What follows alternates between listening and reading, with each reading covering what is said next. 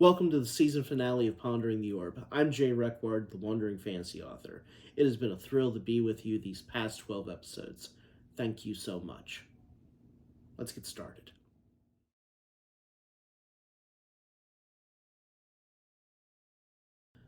Our season finale will feel a bit melancholy when it comes to the books I've selected for this final episode. Sword and sorcery is a vibrant, vital genre in fantasy because the pillars it holds up includes films, games, and music as well as the literature. One giant of sword and sorcery films was James Earl Jones, who was also the voice of Darth Vader of Star Wars fame, who passed recently.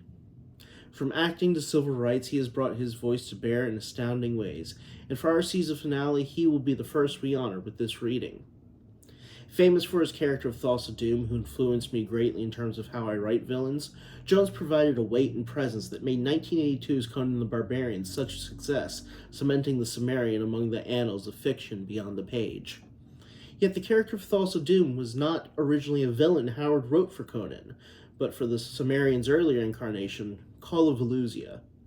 Reading from The Cat and the Skull, published posthumously in 1967, this is a reading from Howard, which is done in dedication to James Earl Jones.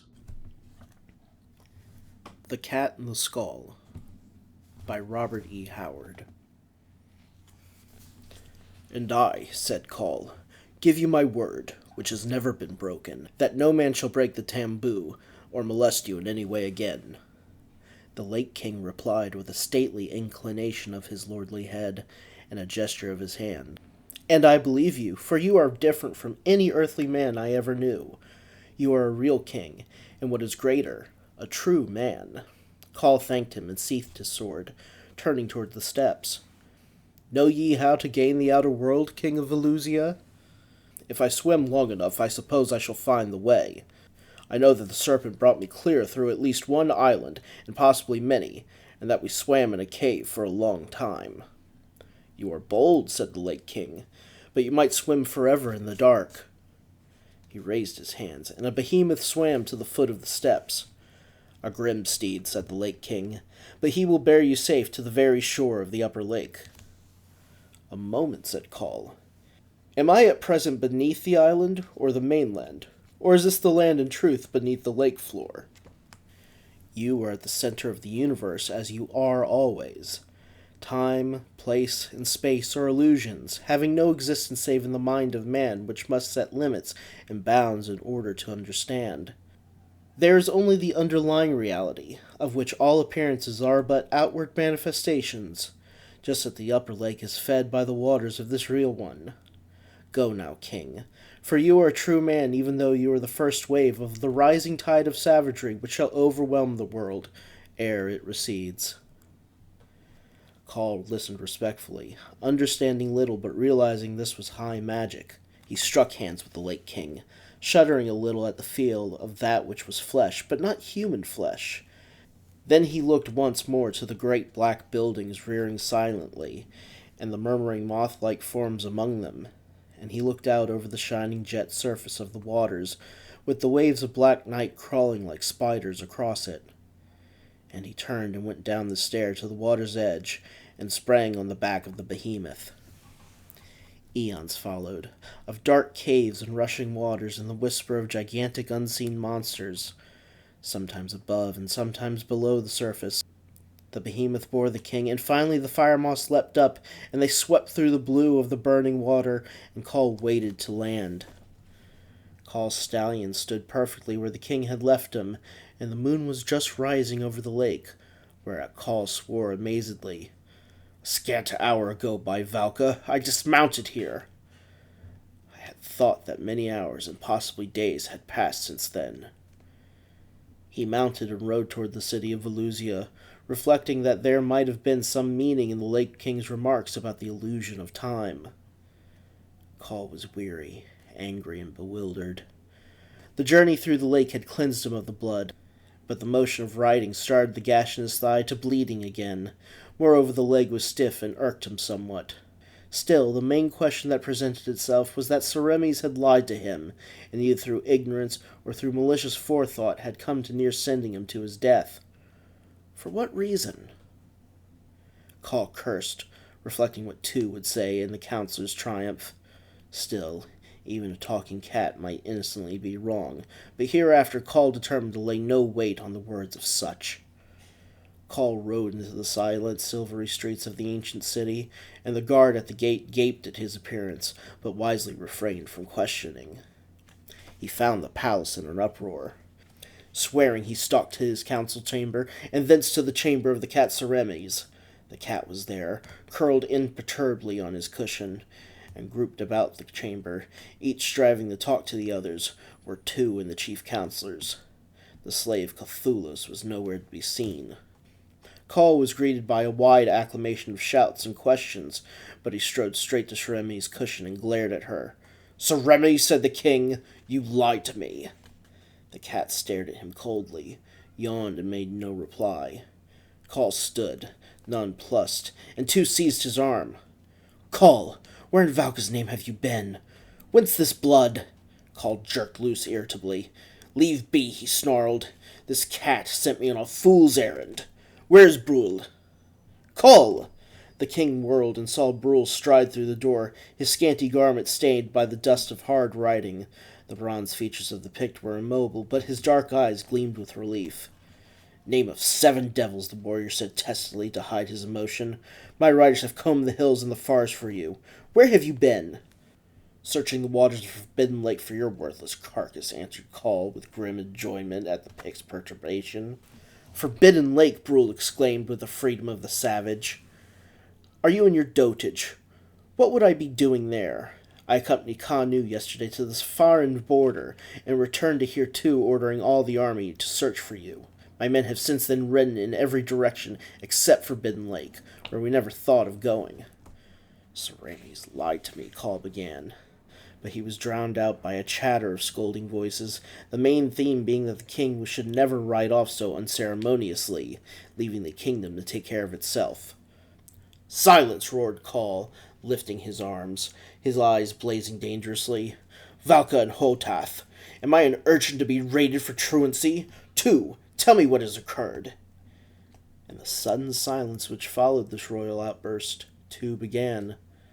"My lord, we have been duped from the beginning. This cat is, as I have maintained, a delusion and a dangerous fraud. Yet, my lord, have you never heard of men who could hurl their voices to a distance, making it appear that another spoke, or that invisible voices sounded?" Call flushed. "Aye, by Valka. Fool that I should have forgotten. An old wizard of Lemuria had that gift. Yet who spoke? Cthulhus!" exclaimed Tool. "Fool am I not to have remembered Cthulhus, a slave, aye, but the greatest scholar and the wisest man in all the 7 empires, slave to the she-fiend Delcartes, who even now writhes on the rack." Call gave a sharp exclamation. "Aye," said Tu grimly. "When I entered and found out that you had ridden away, none knew where, I suspected treachery, and I sat me down and thought hard. And I remembered Cthulhus and his art of voice-throwing, and how the false cat told you small things, but never great prophecies, given false arguments for reason of refraining. So I knew that Delcartes had sent you this cat, and Cthulhus to befool you and gain your confidence, and finally send you to your doom. So I sent for Delcartes, and ordered her put to torture so that she might confess all. She planned cunningly. Aye, Seremes must have had her slave Cthulhus with her all the time, while he talked through her mouth and put strange ideas in your mind." "Then where is Cthulhus?" asked Call. "He had disappeared when I came to Seremes' chamber, and—" "Ho, Call!" a cheery voice bloomed from the door, and a beardless elfish figure strode in, accompanied by a slim, frightened, girlish shape. "Kanu! Delcartes! So they did not torture you after all." "Oh, my lord!" She ran to him and fell on her knees before him, clasping his feet. "Oh, Call," she wailed, "they accuse me of terrible things. I am guilty of deceiving you, my lord, but I meant no harm. I only wished to marry Thulsa Doom." Call raised her to his feet, perplexed but pitying her evident terror and remorse. "Call," said Kanu, "it is a good thing I returned when I did, else you and Tu had tossed the kingdom into the sea." Two snarled wordlessly, always jealous of the Pictish ambassador, who was also Kull's advisor. I returned to find the whole palace in an uproar, men rushing hither and yon, and falling over one another and doing nothing. I sent Brule and his riders to look for you, and going into the torture chamber, naturally I was the first to the torture chamber, since two was in charge.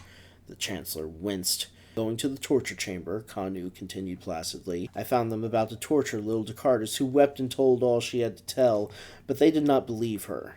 She is only an inquisitive child, Kull, in spite of her beauty and all, so I brought her here.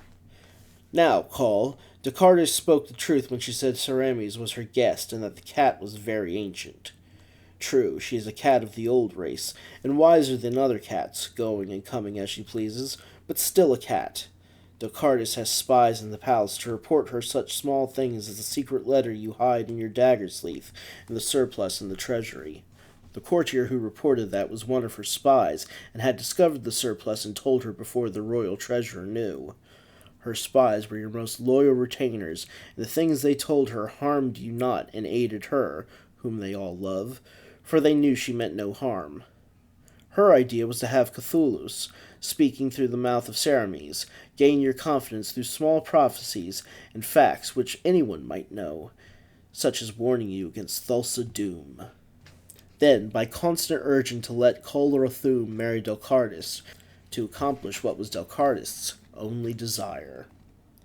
Then Cthulhu turned traitor, said two. And at that moment there was a noise in the chamber doors, and the guards entered, hailing between them a tall, gaunt form, his face masked by a veil, his arms bound. Cthulhu. Aye, Cthulhu, said Kanu, but he seemed not at ease, and his eyes roved restlessly. Cthulhu, no doubt, with his veil over his face to hide the workings of his mouth and neck muscles as he talked through Cerames. Kull eyed the silent figure, which stood like a statue. A silence fell over the group, as if a cold wind had passed over them. There was a tenseness in the atmosphere. Descartes looked at the silent figure, and her eyes widened as the guards told in terse sentences how the slave had been captured while trying to escape from the palace down a little-used corridor. Then silence fell again, and more tensely as Kull stepped forward and reached forth a hand to tear the veil from the hidden face. Through the thin fabric, Kull felt two eyes burn into his consciousness. None noticed Kanu clench his hands and tense himself, as if for a terrific struggle. Then Kull's hand almost touched the veil. A sudden sound broke through the breathless silence, such a sound as a man might make by striking the floor with his forehead or elbow.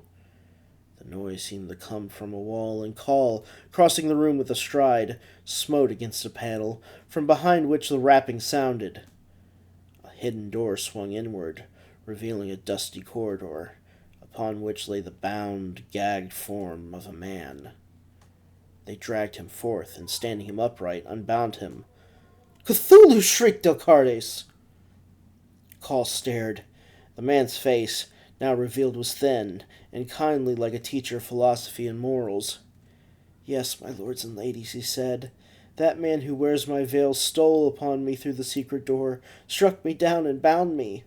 I lay there, hearing him send the king to what he thought was Kull's death, but could do nothing."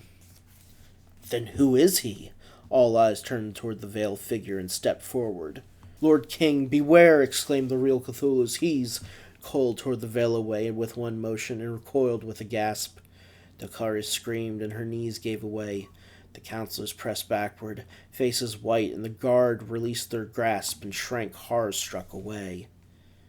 The face of the man was a bare white skull, whose eye sockets flamed livid fire. Thulsa Doom. "Aye, I guessed as much," exclaimed Kanu. "Aye, Thulsa Doom, fools," the voice echoed cavernously and hollowly. "The greatest of all wizards, and your eternal foe, Kull of Atlantis. You have won this tilt, but beware, there shall be others." He burst the bonds on his arms with a single contemptuous gesture and stalked towards the door, the throng giving back before him. "You are full of no discernment, Kull," said he, "else you had never mistaken that the other fool, Cthulhu, for me, even with the veil in his garments. Kull saw that it was so, for though the twain were alike in height and general shape, the flesh of the skull-faced wizard was like that of a man long dead. The king stood, not fearful like the others, but so amazed at the turn events had taken that he was speechless. Then, even as he sprang forward, like a man waking from a dream, Brule charged with the silent ferocity of a tiger, his curved sword gleaming. And like a gleam of light it flashed into the ribs of Thulsa Doom, pierced him through and through so that the point stood out between his shoulders. Brule regained his blade with a quick wench as he leaped back, and then, crouching to strike again if it were necessary, he halted. Not a drop of blood oozed from the wound in which a living man would have been mortal. The skull-faced one laughed. "Ages ago I died as men died," he taunted. "Nay, I pass to some other sphere when my time comes, not before. I bleed not, for my veins are empty, and I feel only a slight coldness, which shall pass when the wound closes, as it is even now closing. Stand back, you fool. Your master goes, but he shall come again to you, and you shall scream and shrivel and die in coming. Kull, I salute you." And while Brule hesitated, unnerved, and Kull halted in undecided amusement, Thulsa Doom stepped through the door and vanished before their very eyes.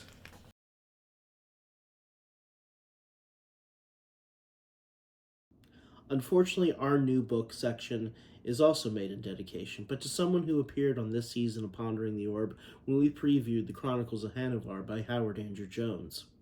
Unfortunately, as some may know now, Howard is facing a fatal form of brain cancer and is bravely waiting on death. I do not know this man, but his work, and friends, and his contribution to sword and sorcery speak not only of a sterling writer, but of a decent human being that will be missed by those who knew him and were only fans like myself. From the Tales from the Magician's Skull to Hanuvar to the renewed interest in Harold Lamb's that Jones sparked, his influence will carry us long, long through the years as the rest of us take the battle forward not only for sword and sorcery, but trying to meet Howard's example of being a good and decent human being. Reading from the second book of the Chronicles of Hanuvar, The City of Marble and Blood, this is by Howard Andrew Jones, who we salute here, now and forever. The City of Marble and Blood, Chronicles of Hanuvar, Book 2, by Howard Andrew Jones. "Someone's coming," Antares called, shouting in the hushed way of actors when they meant to suggest they were actually whispering. Hanuvar reached the ladder and started up, only to have the first step break under his foot, slamming his heel against the floor. He started up again, keeping his foot to the part of the rung closest to the rails. Antares loomed above him, waggling his fingers to urge speed. Now he did whisper, "There's a bunch of them, really close now." Hanuvar handed up the lantern and threw himself over the side, scrambling clear. Antares started for the entryway, his eyes large as he looked back. Hanuvar motioned him to help in lifting the concealed slab back in place. That was a mistake. By the time Hanuvar stooped to replace the covering to the gem cavity, he heard footsteps on the stairs, and a familiar voice. "I know you're in there," Eloran called. Hanuvar left the void as it was, and advanced to the bottom of the steps. 3 burly dockside ruffians were ranged along the middle and upper stairs, with Lorien just behind them. He carried a lantern. 2 of the others bore nail-studded cudgels, and the third carried an axe. "You two," the priest said. "I should have known. You're not really land buyers, are you? You're magicians." That thought trailed off. Then Eloran's voice grew more excited. "You found the gem!" He had observed the glow from the altar's foot. Eloran reached up to touch his collar, raising a smaller emerald dangling there. "Little good it will do you without this." Hanuvar wasn't sure what that meant, but he agreed. "You have me there." "How did you know we were down here?" Antares asked. "I've mastered this shrine's secrets," Eloran boasted. "I know where its energy levels rise and flow." "You're more well-informed than I would have guessed," Hanuvar said. "Who sent you?" Eloran demanded. Hanuvar turned up an empty hand. This doesn't really seem like the way two practitioners ought to discuss such a matter, does it? He indicated the higher muscle with a tilt of his chin. There's no need for them. We can share secrets. I've just found a large one that might interest you. You're bluffing. Am I? Aloran studied him. You're an old man with only an effete functionary at your back, outnumbered, and we have the high ground. Apparently the priest suffered the common delusion about high ground being a superior offensive position in singular combat. The rabble grinned at Hanuvar, by which he saw they possessed the identical misconception. He lifted his lantern while shrugging, fiddling with a shutter that spilled light against the wall to his left, as if nervous. I admit we heard of the emerald, but I hadn't fully assessed its powers before my associate called to me about your approach. I can show you where the hidden information is, and you can tell me more about its nature. For a moment he thought Aloran would relent. Then the priest's full lips pursed. No, I think not. If a bumbler like yourself can find it without even knowing what it is you're seeking, then I can surely locate it. So it's death you're after then? Hanuvar asked. For me, it's life. I'm through with them boys, he said. Take them. You heard him, the axeman said. Take him down. Roaring, all three charged.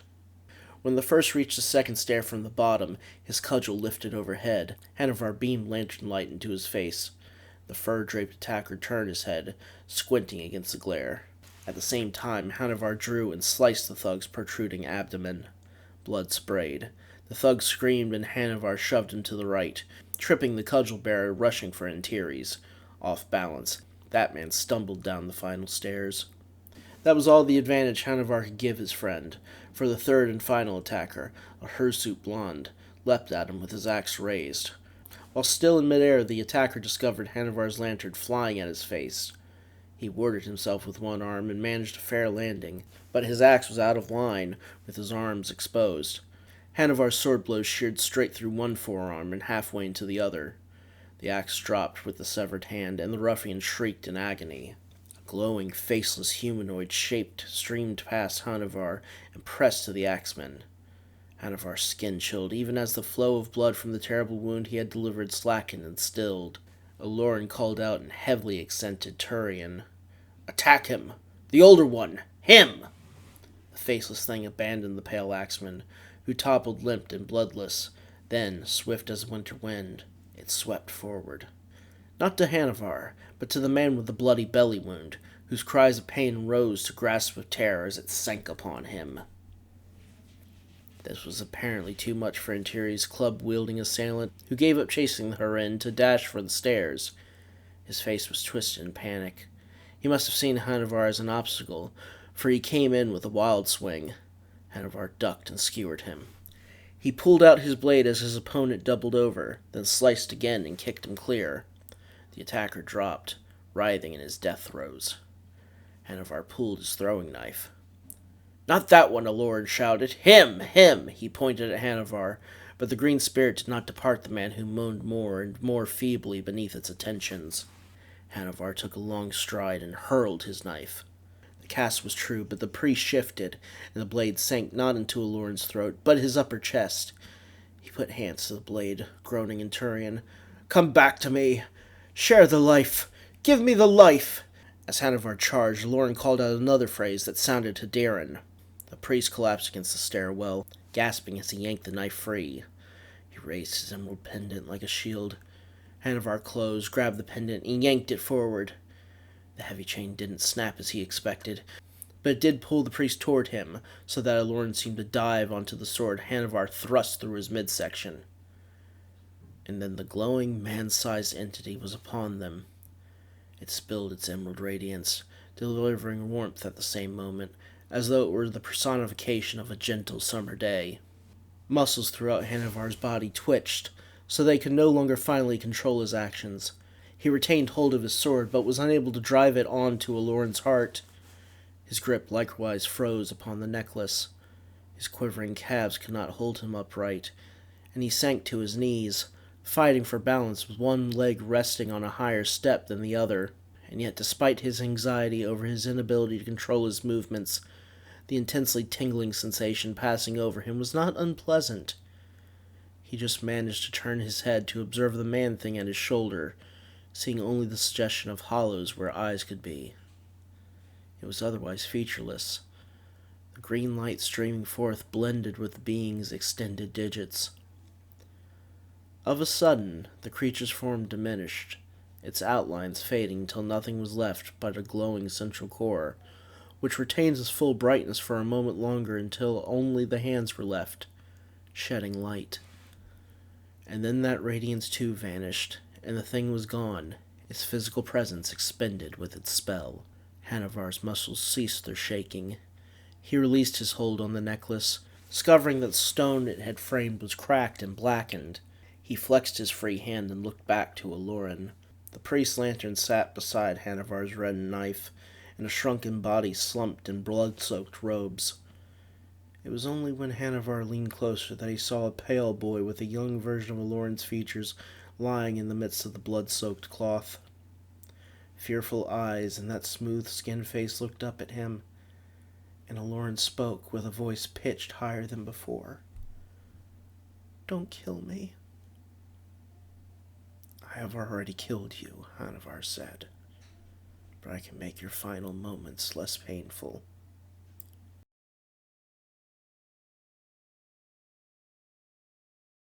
Finishing off this season, we are once again on our way to Germany to introduce you all to a band who has caught my ear with their newest album, though they are veterans of the melodic death metal scene. Nyctophobia features everything you want from melodeath: great vocals, vicious guitar work, and a pummeling rhythm section that's tighter than lightning. Playing off their 2024 release, To the Stars, this is by Nyctophobia.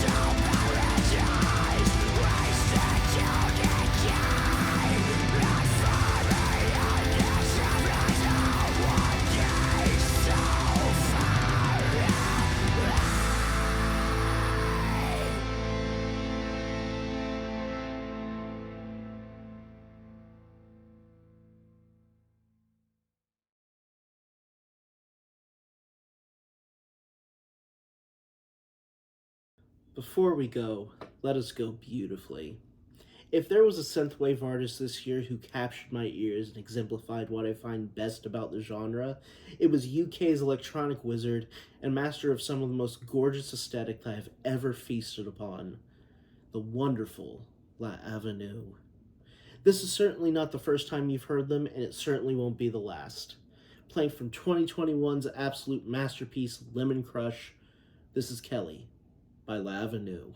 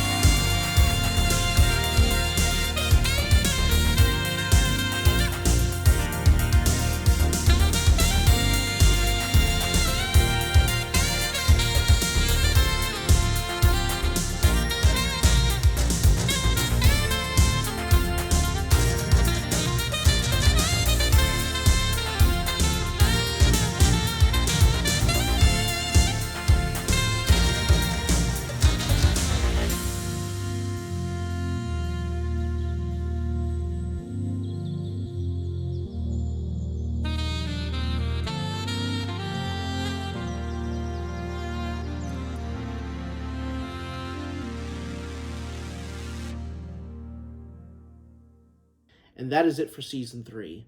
Once more, my brothers, sisters, and non-binary siblings in arms, we have crossed many valleys, climbed the hills, and now we're home for a bit. There will definitely be a Season 4 of Pondering the Orb, and hopefully well beyond that. Thank you for coming on the quest for great books and music. Please pray, if you can, for James Earl Jones and his memory, Howard Andrew Jones, and anyone in your life who is facing the shadows bravely. I wish you nothing but love, courage, and peace. Safe journeys, and see you at Halloween for a special.